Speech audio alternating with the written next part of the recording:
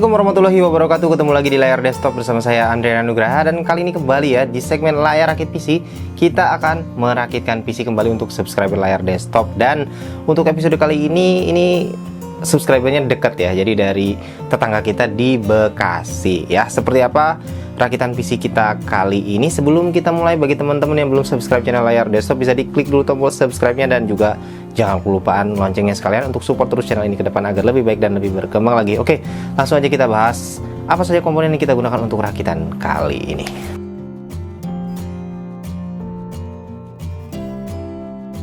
Ya, kebelet rakit PC ya, mungkin itu adalah yang paling pas untuk menggambarkan kondisi kita saat ini ya.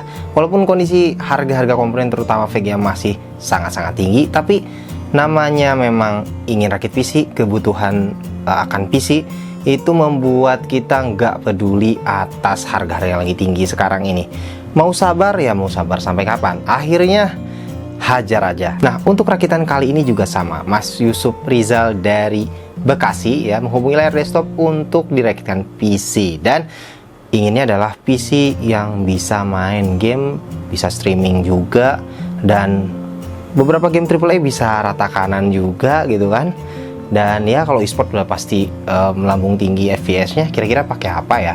Nah, untuk komponennya yang pertama, prosesor. Di sini kita gunakan kembali ya Intel Core i3 10105F. Ini adalah sang pemegang tahta ya kalau saya bilang ya. Intel Core i3 10105F ya, 4 core, 8 thread dengan base clock di 3,7 GHz dan boost clock up to 4,3 GHz. Adalah prosesor yang paling worth it yang ada saat ini menurut saya ya. Dengan harganya sekitar 1,5 jutaan, dia bisa memberikan performance yang sangat luar biasa. Jadi untuk prosesor kali ini kembali kita pakai prosesor yang satu ini ya, untuk menjamin bahwa ya gaming akan dilibas dengan prosesor yang satu ini. Oke.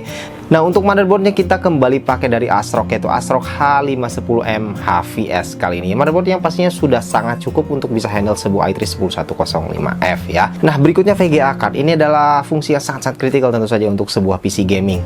Kalau 1650 Super dikatakan sebagai VGA card yang punya price to performance yang sangat bagus ketika itu ya, saat dia harganya normal.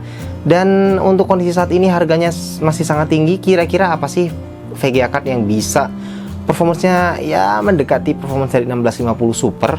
Nggak terlalu jauh perbedaannya ya, memang masih di bawahnya 1650 Super, tapi punya harga yang masih lumayan lah ya, lumayan logis, dan performance mendekati serta lebih irit listrik bahkan. Nah, kali ini kita gunakan dari Ino3D, yaitu Ino3D GTX 1650 Polos GDDR6 ya. Ini adalah versi GDDR6 dari 1650 yang punya performance cukup lumayan, saya rasa mendekati performance dari 1650 Super, meskipun tidak bisa mengimbangi 1650 Super, tapi setidaknya nggak terlalu jauh gapnya dengan 1650 Super. Jadi kita gunakan VGA ini, kita lihat bagaimana performance-nya dikombinasikan dengan i3 10105F ya, seperti apa nanti akan kita lihat.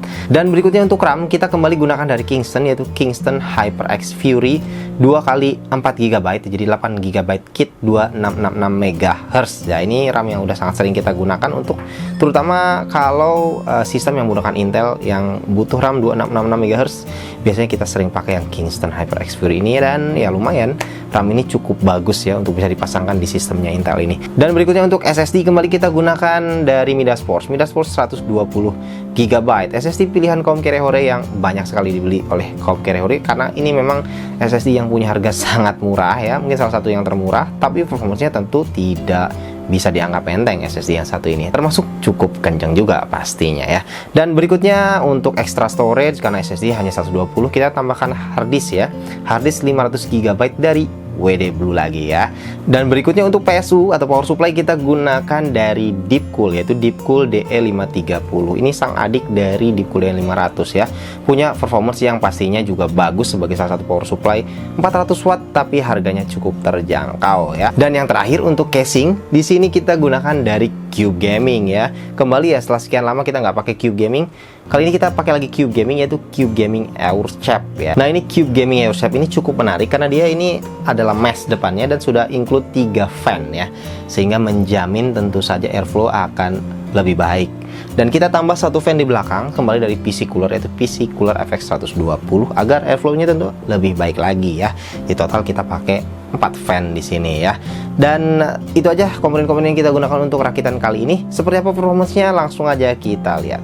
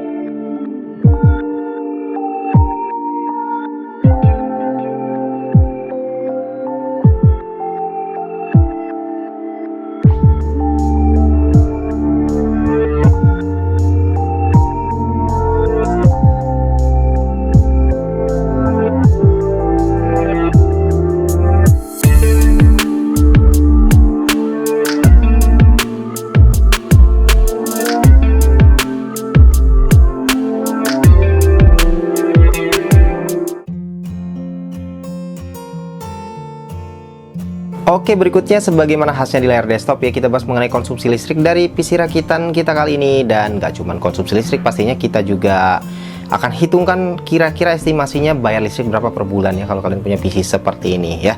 Dan untuk PC ini, ketika kita coba tes gaming load dengan Cyberpunk 2077, itu konsumsi listrik rata-ratanya adalah sekitar 155 watt. 155 watt saja saya rasa ini termasuk cukup irit ya pastinya ya, apalagi dengan performance yang tadi ditunjukkan oleh PC yang satu ini ya. Dan seperti biasa kita coba simulasikan dengan 3 kondisi, yaitu pemakaian 3 jam per hari, 6 jam per hari, dan 12 jam per hari, berapa biaya bayar listriknya. Untuk pemakaian 3 jam per hari itu biaya bayar listrik per bulannya itu adalah sekitar Rp20.153. Kalau 6 jam per hari itu Rp40.307, dan kalau 12 jam per hari maka biaya listrik per bulannya itu adalah Rp80.614. Itu kalau kalian gunakan untuk gaming ya, selama durasi-durasi yang tadi kita simulasikan. Jadi tergolong irit saya rasa untuk sebuah kelas PC gaming. Dan performance yang ditujukan tadi menunjukkan performance yang juga nggak main-main ya PC ini gitu. Jadi ini mantap juga untuk konsumsi listriknya ya, berbanding dengan performance ini sangat mantap.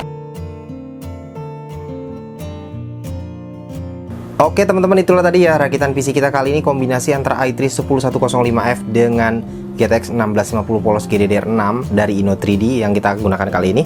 Dan ternyata kombinasi keduanya ini memberikan performance yang lumayan oke juga ya. Jadi untuk game-game AAA seperti The Witcher 3 itu di setting Ultra 1080p masih dapat sekitar 50-an fps. Itu juga termasuk pencapaian yang oke banget untuk game seperti The Witcher 3 yang cukup berat ya, di 1080p settingan Ultra. Dan PC yang satu ini juga masih sanggup untuk memainkan game berat semacam Cyberpunk 2077 di resolusi 1080p dengan sangat lancar di settingan grafiknya medium dengan fps yang hampir mendekati 40 fps. Jadi ya sangat-sangat nyaman juga untuk main sebuah game berat seperti Cyberpunk 2077 dengan PC yang satu ini.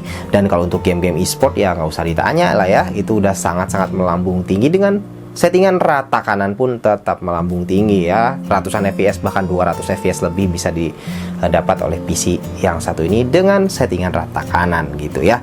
Jadi ini gaming performance yang sangat-sangat mantap dengan konsumsi listrik yang tergolong irit ya. Jadi tadi kita coba lihat gaming load 155 watt itu tergolong irit sekali untuk performance yang diberikan oleh PC ini gitu ya. Mungkin ini salah satunya kenapa bisa cukup irit, salah satu karena dia nggak pakai pin power untuk VGA cardnya ini. Tapi walaupun dengan konsumsi listrik yang cukup irit itu, ternyata performance nggak bisa dianggap enteng. Ini tergolong sangat-sangat bagus untuk performance-nya ya. Dan the last but not least ya, kita bahas mengenai budget. Tentu saja ini yang sangat-sangat penting sekali ya, budget ini. Ya, PC yang satu ini menghabiskan dana sekitar 9 jutaan. Mungkin 9 jutaan tepatnya berapa nanti saya akan taruh di sini. Dengan budget segitu untuk kondisi saat ini, saat kondisi harga komponen yang lagi tinggi-tingginya, dan kita masih bisa main dengan resolusi 1080p, beberapa game AAA bisa di set rata kanan atau ultra, dan game-game e-sport melambung tinggi FPS-nya, saya rasa ini tergolong cukup oke, atau bahkan bisa dibilang ya pilihan yang cukup logis untuk kita saat ini saat kondisi harga-harga komponen seperti ini ya. Oke, itu aja mungkin teman-teman untuk rakitan PC kita kali ini. Terima kasih teman-teman sudah menonton ya, mudah-mudahan ini bisa memberikan manfaat buat teman-teman di rumah. Sampai jumpa di video berikutnya, jangan lupa untuk like, share, dan juga subscribe. Assalamualaikum warahmatullahi wabarakatuh.